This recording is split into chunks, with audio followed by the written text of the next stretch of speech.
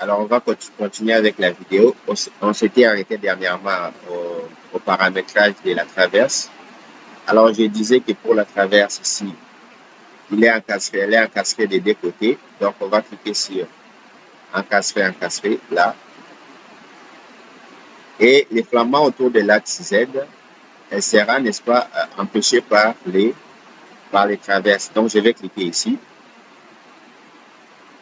Et puis là, je vais cocher ici.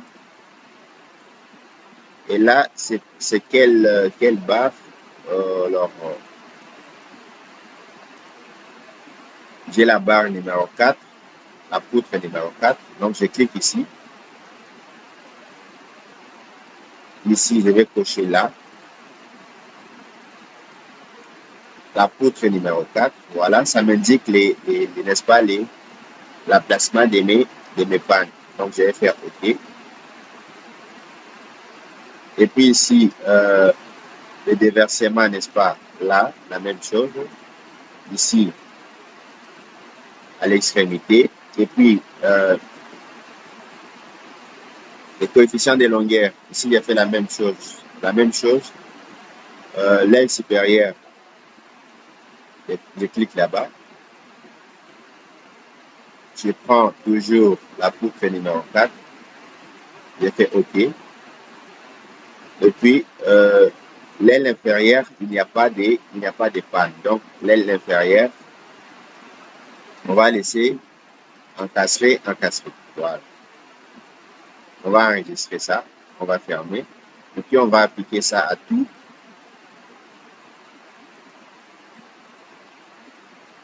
Au travers des rives. Voilà, traverse des rives.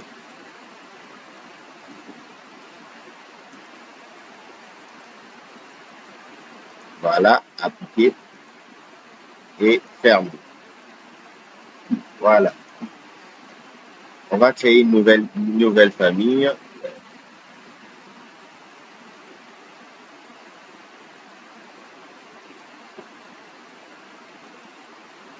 Une nouvelle famille.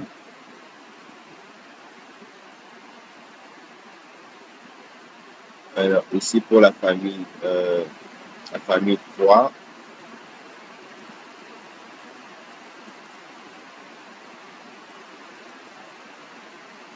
Bon, la famille 4 sera la famille des traverses intermédiaires. Donc, je vais sélectionner toutes les traverses intermédiaires.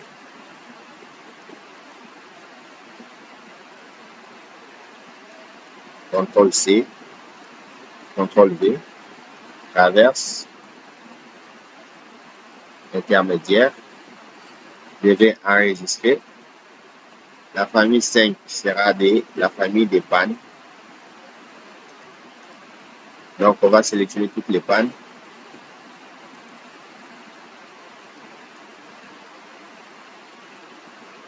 Je vais faire CTRL C, CTRL V, voilà, panne. Enregistrer. Et puis la dernière famille, la famille des contrevêtements. Donc, je vais d'abord supprimer tout ça. Contrevêtements. Voilà. Ici, il y a un nombre contrevêtements.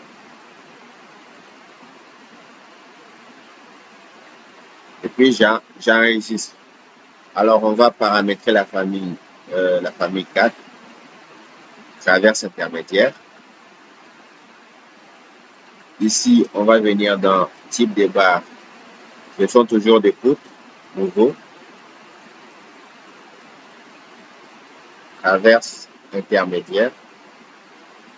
Ici, les flamants autour de l'axe Y. Ici, autour de l'axe Y. Voilà. Alors, je vais mieux voir. Voilà, ici, autour de l'axe Y. Les flamants autour de l'axe Y. Ici, j'aurai encastré. Et puis, autour de l'axe Z, n'est-ce pas, il y a des pannes. Voilà. Donc, je clique ici. C'est la poutre numéro combien? Numéro 8.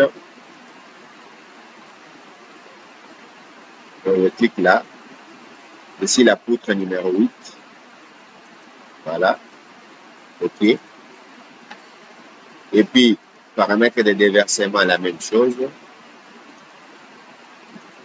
Aile supérieure, toujours, il y a présence de panne.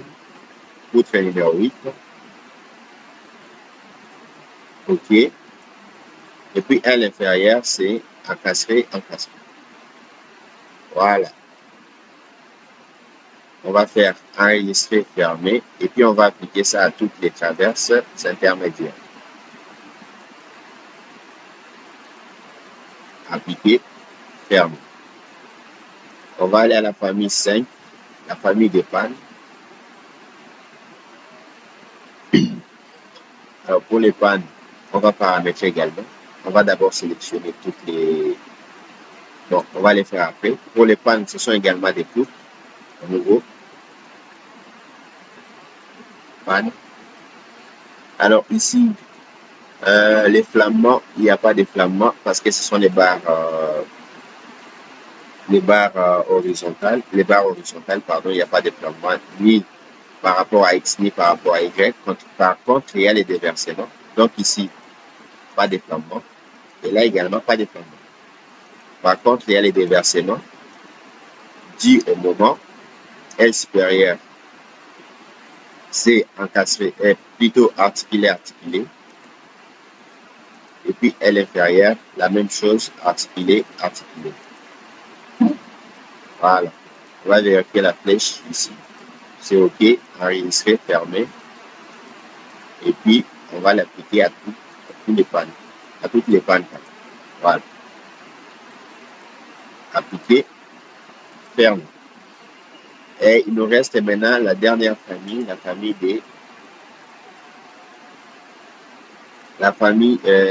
des traverses. Voilà. Des contrebattements, pardon. Donc, je viens ici. Cette fois, ce sont les barres, comme je vous ai dit au début. Contrebattements.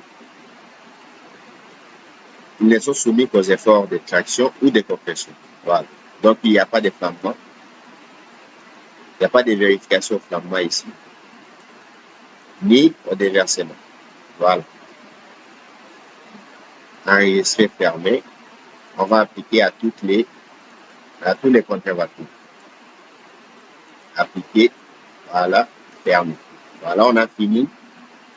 Maintenant, on va passer aux vérifications. On va commencer par la famille des poteaux dérivés. Alors, ici, on va faire la vérification des pièces. Donc, tous les poteaux dérivés sont là. Poteaux dérivés, voilà.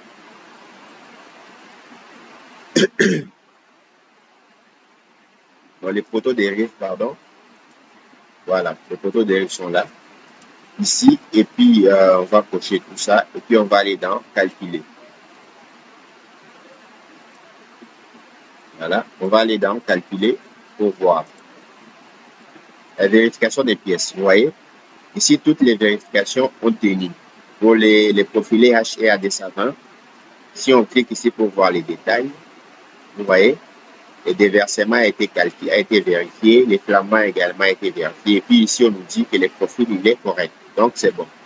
Pour les poteaux dérive, le profil de nos poteaux tiennent. C'est bon. On va passer au poteau intermédiaire. Ici, on va copier la sélection, CTRL-C, CTRL-V. On vérifie, on lance les calculs également. Voilà, par contre, ici, pour les poteaux intermédiaires, ça ne tient pas. Ça ne tient pas. Ici, j'ai un petit souci des sections. Alors, si nous voulons que le logiciel robot nous donne la section adéquate, on va cliquer ici. On va tout simplement supprimer la section et puis on va cliquer sur automatique. Vous voyez? Du coup, le logiciel robot nous donne une section correcte. La section correcte, c'est H et AD 140. Donc, s'il est fait changer OK. Alors, qu'est-ce qu'on va faire ici? On va fermer ça. Pour les poteaux intermédiaires, on va changer la section à H et AD 140. Alors, pour raison d'uniformité, pour avoir la même section partout, on va garder les HTA 240 pour tous les poteaux. Donc, on va revenir.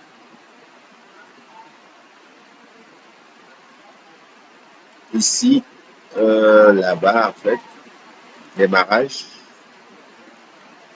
Pour tous les poteaux,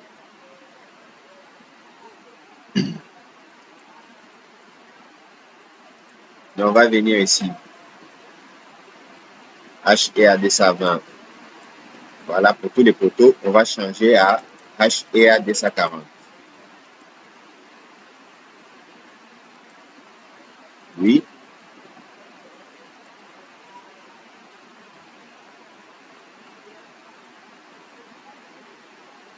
Voilà, on patiente. Et puis, on relance les calculs. Maintenant, on va rentrer dans nos vérifications. Alors, on était au niveau des poteaux intermédiaires. Maintenant, j'ai les poteaux HEA 240. On va revérifier, n'est-ce pas?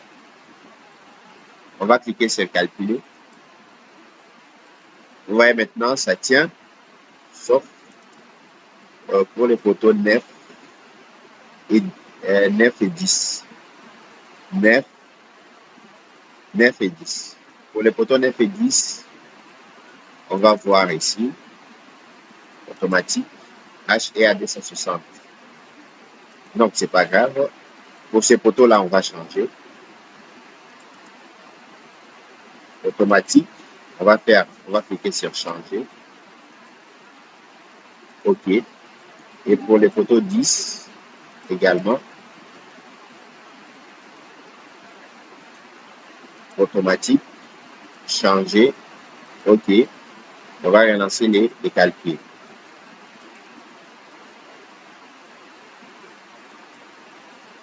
Calculer. Voilà, maintenant, tout est bon. Vous voyez, ici, tout est OK.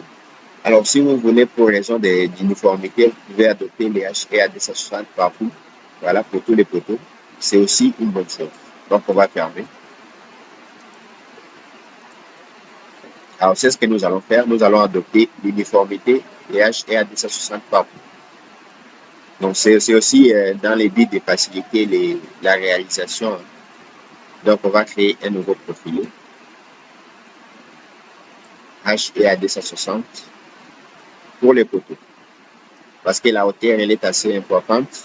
On a une hauteur de 4 mètres 70. Ajouter. Donc, on va sélectionner tous les poteaux.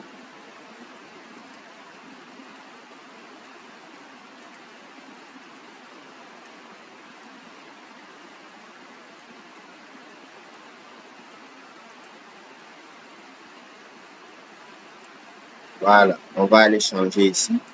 HEA 260. Là. Oui. Oui.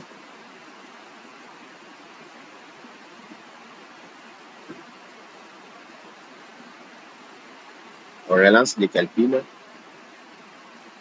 Donc, c'est vraiment la partie la plus importante lors des calculs des structures métalliques, c'est la vérification. Donc, on revient dans dimensionnement barre acier. Pour les poteaux intermédiaires, on va relancer les calculs pour voir maintenant. Voilà, tout est bon. Et avec les HA 260, avec un ratio de 0,83. Donc, c'est bon. Nos poteaux travaillent correctement. Donc, on peut fermer. Pour les poteaux, c'est bon.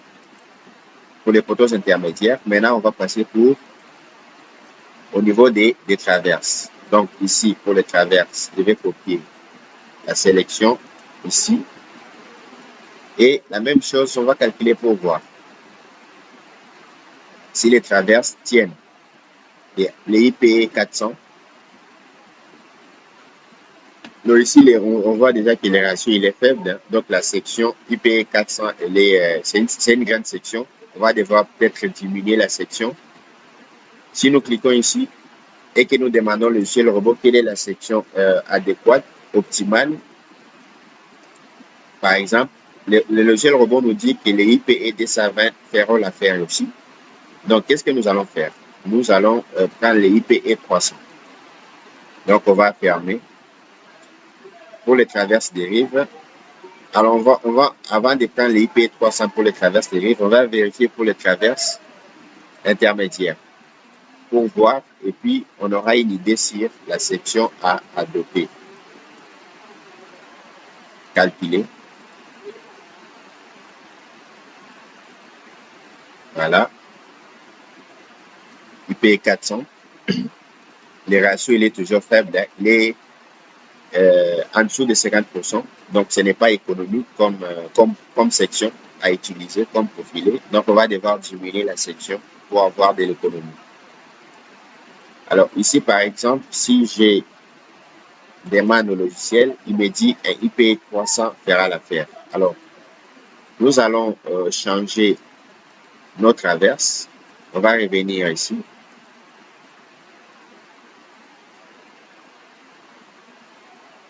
On va sélectionner toutes les traverses. IPE 400.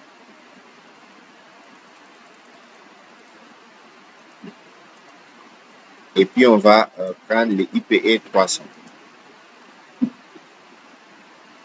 300. Oui. Oui. On va relancer les calculs. Voilà. On revient dans le dimensionnement pour voir. Pour la vérification. Ici, on va calculer. Vous voyez maintenant, la section travaille à 90%. Ça, c'est économique. C'est économique pour un ingénieur d'utiliser une section qui travaille voilà, à 95%, c'est aussi bon. À 86%. Donc voilà, c'est à peu près ça. Là, ce sont les pannes des traverses intermédiaires. Si nous voulons vérifier les taux de travail pour les traverses dérives, CTRL-C, CTRL-V, calculer. Voilà. Pour les traverses dérives, les taux de travail, il est faible. Mais on pouvait prendre une section beaucoup plus petite pour les traverses dérives. Mais comme je vous ai dit au début, pour raison d'uniformité, pour uniformiser tout ça, on a choisi, n'est-ce pas, les IPE 300. Donc, c'est pas mal. Donc, pour la vérification pour les traverses, ça tient. Maintenant, il nous reste la vérification des pannes. Donc, ici, on va prendre toute cette sélection-là et calculer. Voilà, pour les pannes, il n'y a rien à dire, ça tient. On voit vous voyez, tout ça ici, il est OK. Ça veut dire que la section tient. Et puis, il nous reste la dernière vérification à faire, c'est sur les contrevêtements. Alors, la même chose, on va prendre la sélection ici, calculer. Alors ici, j'ai aussi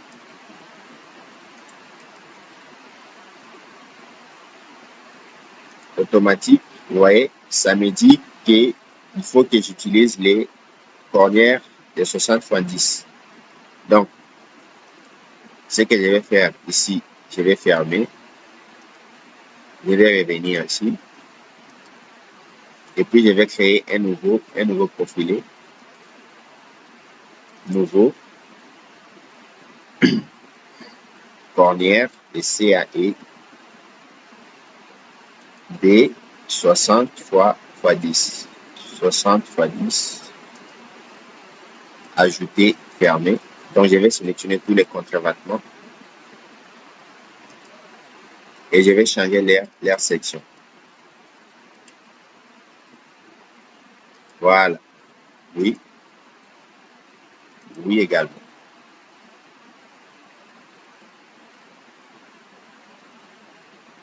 On va relancer les calculs. Voilà. On revient là-bas dans le dimensionnement pour la vérification.